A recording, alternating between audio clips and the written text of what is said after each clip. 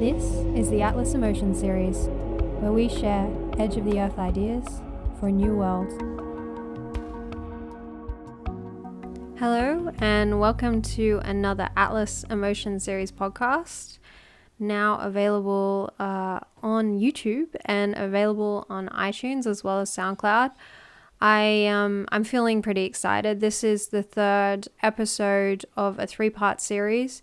Part 1 being slavery and attachment, Part 2 being teaching, and this one, Part 3, stories and storytelling.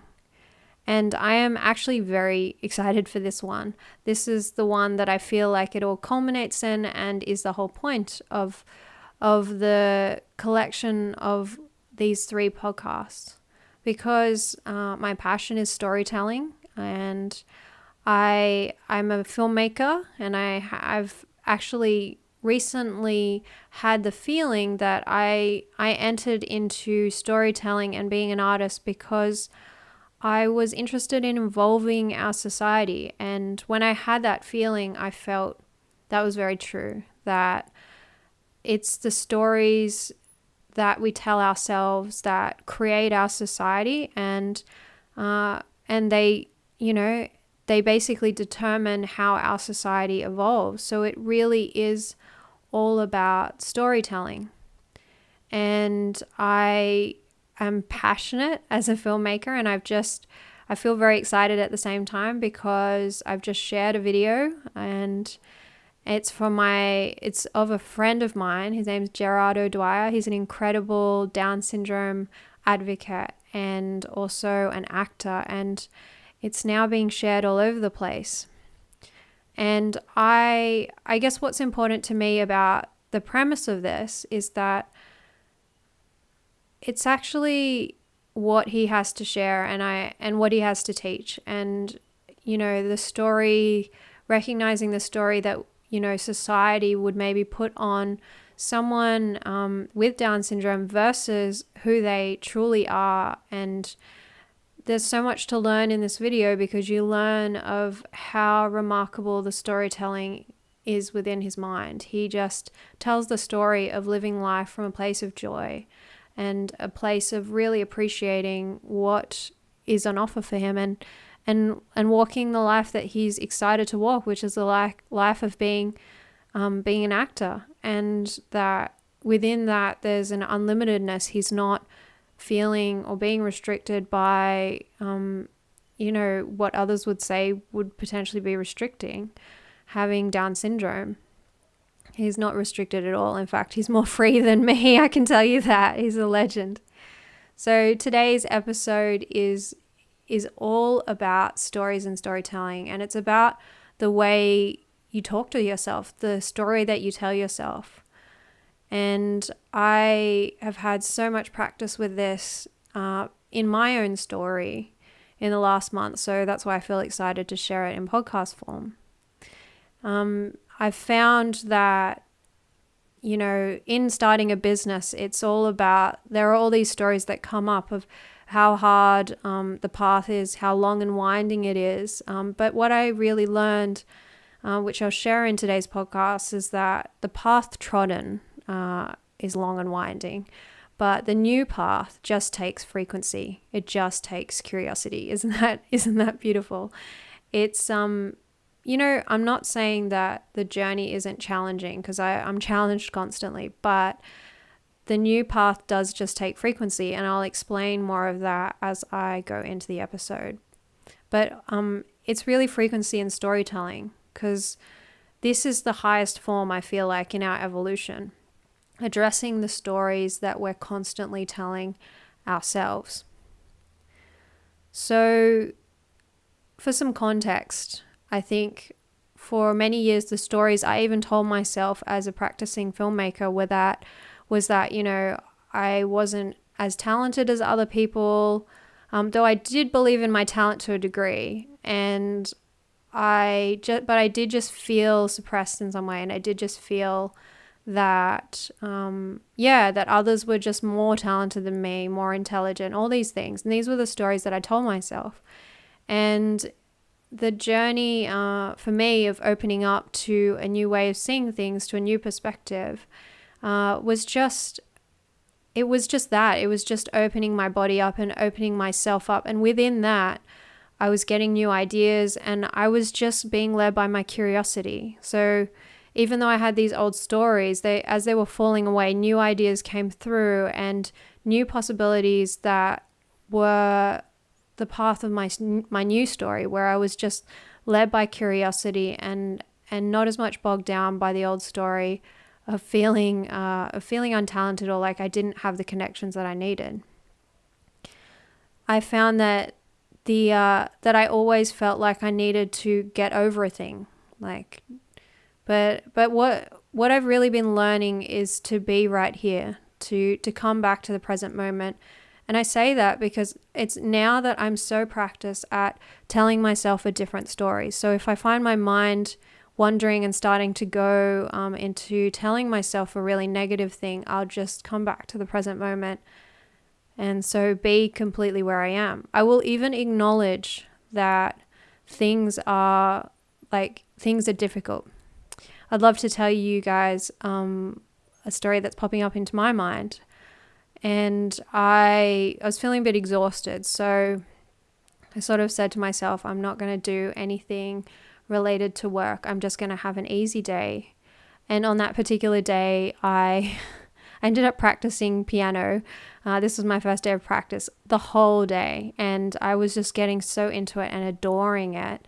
And I got up to playing the beginning of Coldplay's song in my place, which was really cool. And I was so whacked out. I was just really frazzled. I needed to get out of the house. I wasn't even particularly feeling, like in a high vibe or a great place, but I was acknowledging where I was. And I was like, you know what? I just need to go for a drive. And I take this drive down the road, and I'm going to myself, okay, I know that this is, I'm not feeling very well, but I just need something easy. I just need to feel calm and at peace and do something really easy. So I went and had a sandwich, and I just stopped thinking about anything. And I started having these thoughts come in that were just really pleasant. And one of them was that there are world-class people that live where I live. And the next thought, I kind of complemented it with, I said to myself, and now there's no barrier. I'm not far away from them now. And then I heard, as if from the ether, because I said to myself, they're just in a different reality. And I heard in reply to that, not in a different reality, but a different vibration. And I crossed the road, and I felt very curious about this bookshop. And I walked up to the bookshop, and there it was like a Harry Potter moment. There was a guy playing an old piano, and he was like a virtuoso. It was incredible, the skills that he had. It was really beautiful. And I just was mesmerized because it was a twofold thing, that I had just been playing piano all day, and here was this dude playing piano like a virtuoso. And also that it seemed to appear out of nowhere in a bookshop that was closed.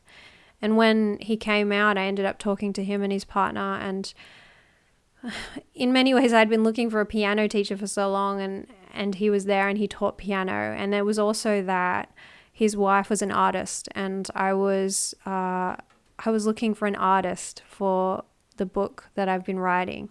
And she just appeared. I was looking for specifically an oil painting artist, and she is that. And I was just in shock, because it was just one of those moments of being reminded, oh God, wherever you are, just be completely there. Like, it's okay to say, I'm not, like, I've been learning this. It's okay to say, I'm not completely feeling fantastic, but right now, what would be wonderful would be to feel easy or to feel soft. And I totally got that. So it's really beautiful. And just to continue onward, I really want to talk about the time or the flow. And I've really been learning this one. And I've been learning this one in relationship to visualization. So I love Kyle Cease, and I spend a lot of time listening to and watching Kyle Cease. He's a motivational speaker. And he just says, what if you spent 30 minutes a day for a week visualizing a new life? And so I decided to start this practice and properly committing to it. And in my morning meditation, I'd sit under a tree and do my meditation. But at the end, I spent 30 minutes practicing visualization. And so I had been having a really challenging time connecting with an illustrator for my book. And by challenging, I mean years of writing to illustrators and not getting a reply, or or just getting sort of a lukewarm response. And I wanted someone that felt excited and understood the power of the book that I was writing about emotions. And so I'm sitting under this tree and I'm imagining, I just started dropping into the feeling. I felt and imagined that it was a girl that would be a lead illustrator. And she lived close to my house so that we could spend some really close time, like really focusing on this book and making it the best it could be. And she was extremely talented at what she did and also world class. And I imagined her and I felt what her vibe felt like, and I could feel it. And I imagined us laying out my book and going, I even imagine all these details, going through each page and what it felt like and talking about each of the pages and discussing the structure as if she was already there. And at times I would even say to myself, okay, she's like, I'm at the top of the hill. My old story was that I didn't have an illustrator. This was so hard. And there was no hope in finding an illustrator. People don't believe in my book. This was the old story. And so the visualization practice I began was that there's an illustrator that's really close. And I'll be honest, I didn't really believe in this, but I really just did my best to drop in and hope for the best until I really felt it. There's an illustrator that's close by and she really adores my story and she believes in the book, and we work together on this project really closely. And at 9:30 a.m. she's coming to my house and she's right there, and we have a meeting right after this. Because part of what was bothering me was that I didn't have a sense of purpose because I didn't have this connection with the next step. And so this is what I imagined, and I only did it for a day and a half. And so this is how it all unfolded. What happened was a friend of mine called me and asked me, he wanted to just have a look around my area. And I was like just so excited to have him over, and I showed him around the area. And he wanted to potentially build a cafe and a co-work space. And I was like, oh my God, I have to show you this place that's just down the road. And it's beautiful. It's like totally hipster, and it's got all these elements. And I took him there, and usually I wouldn't go into the co-work element of it because I don't think that I'm supposed to or I'm allowed. But I thought, you know what? There's no one looking. I'm going to go in.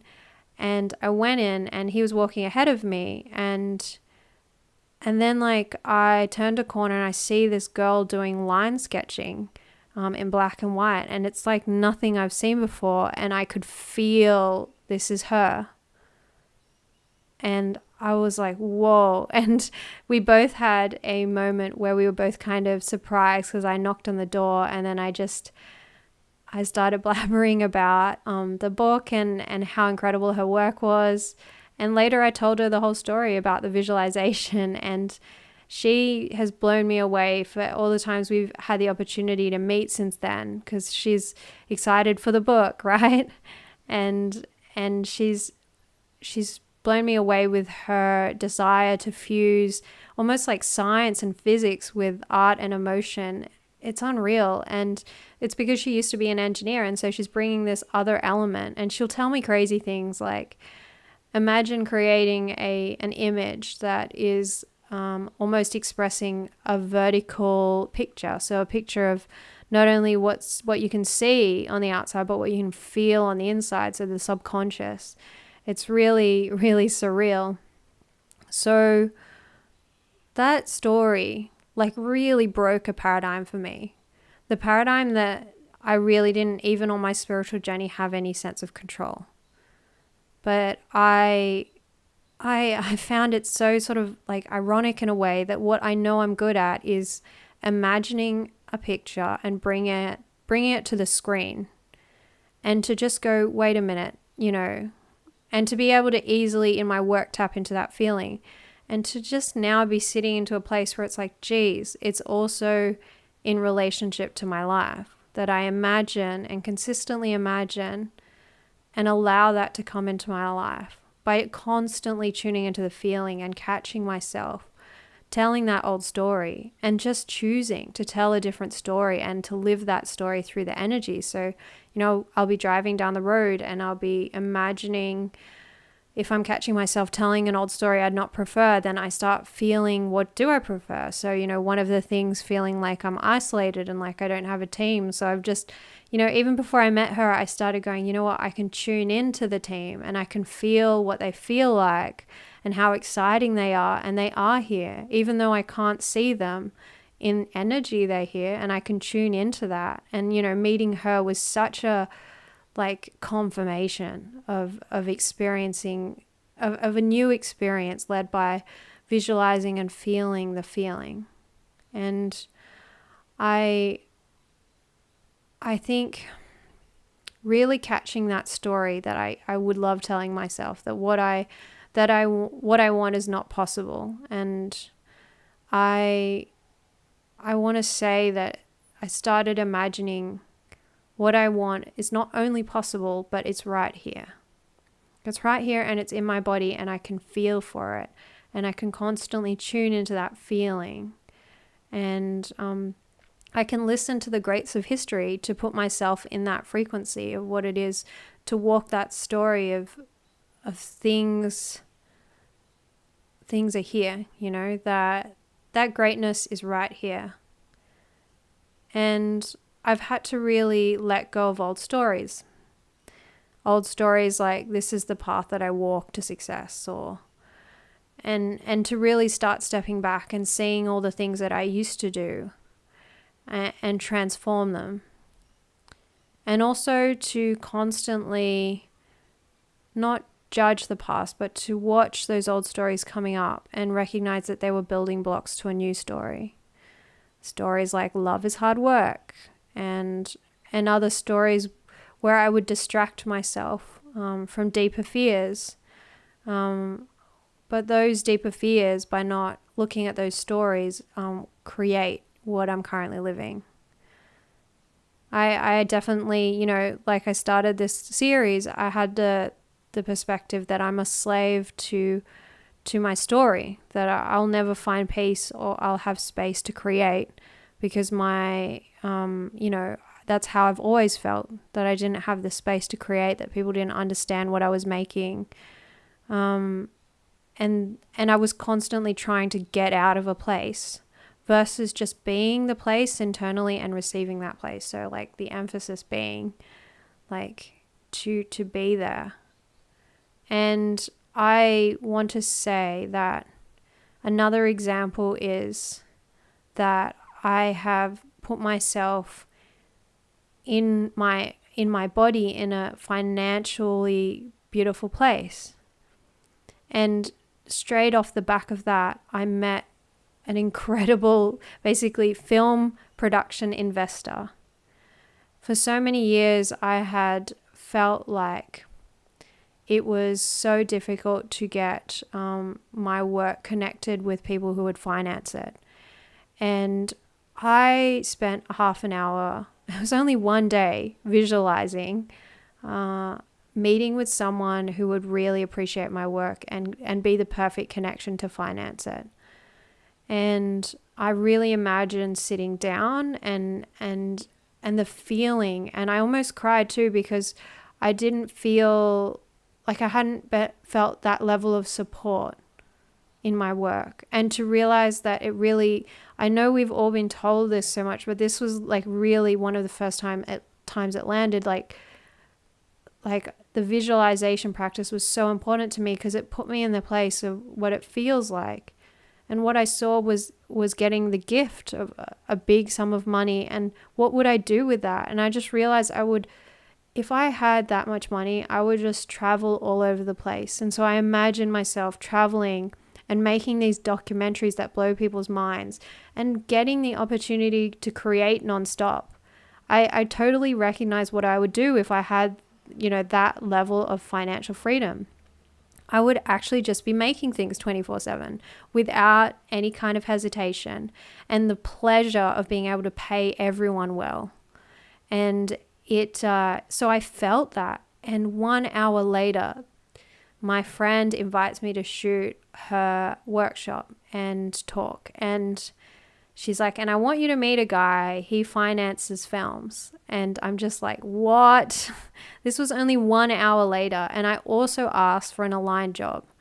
And I'm totally over the moon to do shoots with her. So that was incredible. And again, another affirmation of how powerful it is to put myself in the place first, and to look at the relationship to my two old concepts that come forward, old concepts that I've been fed.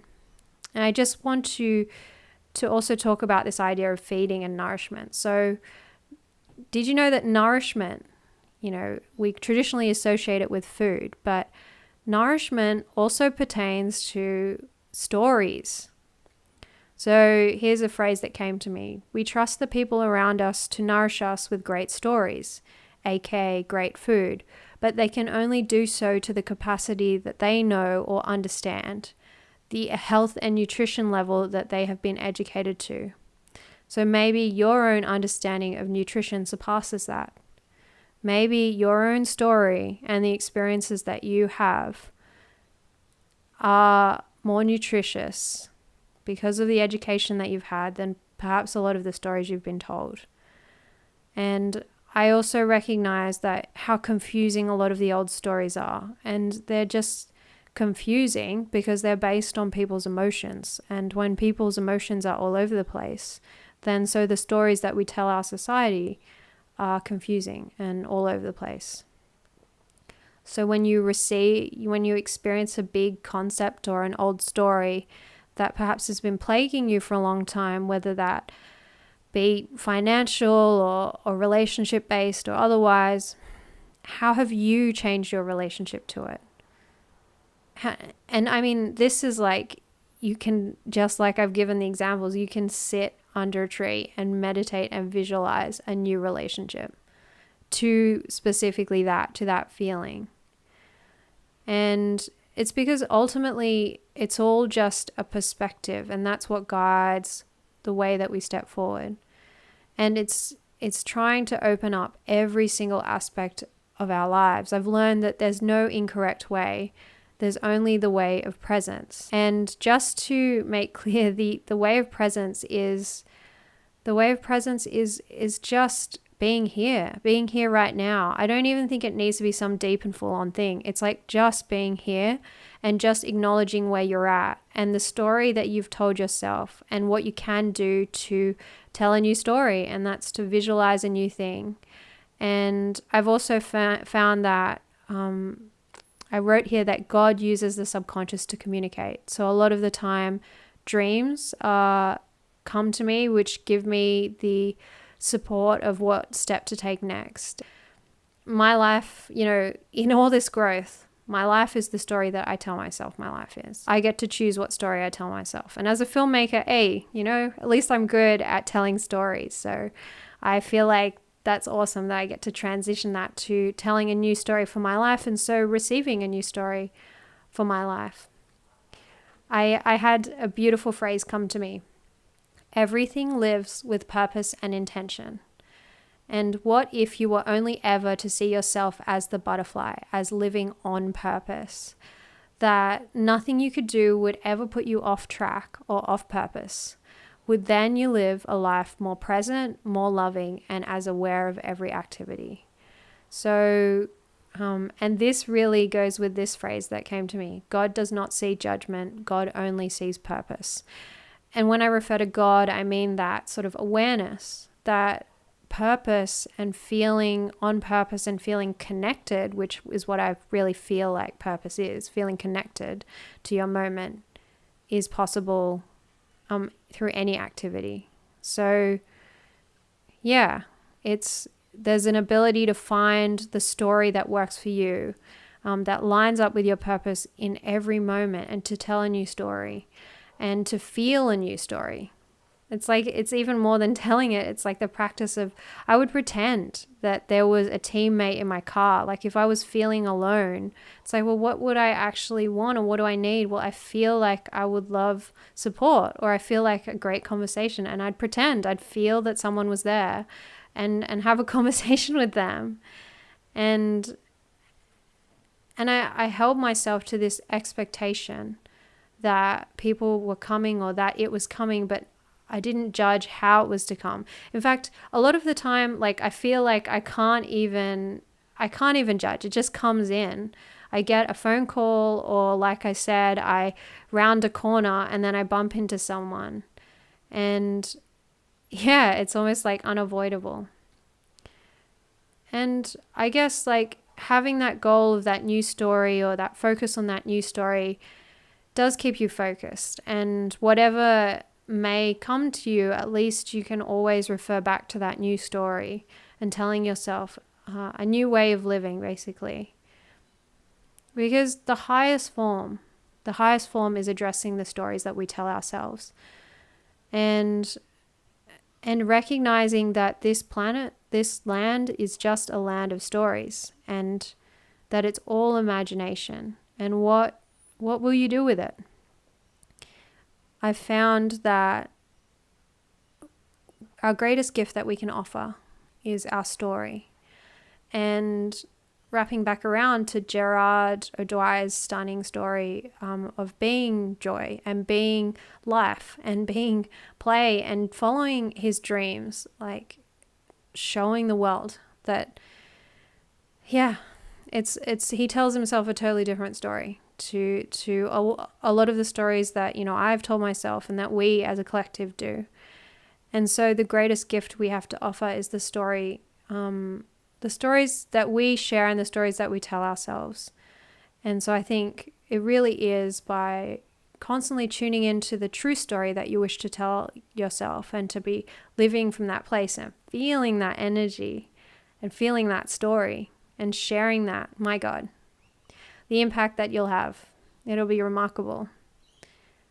And so I hope that like this collection of 3 different podcasts like has really enriched you in some way to see the power of your mind and the power of your storytelling abilities as a creator and as a human, to tell yourself a new story, and to see the places in your life where you've felt like a slave to an old story, and to teach yourself to be a learner again, and to tell yourself a new story and find a new way, and to allow yourself to be guided and supported by the universe around you.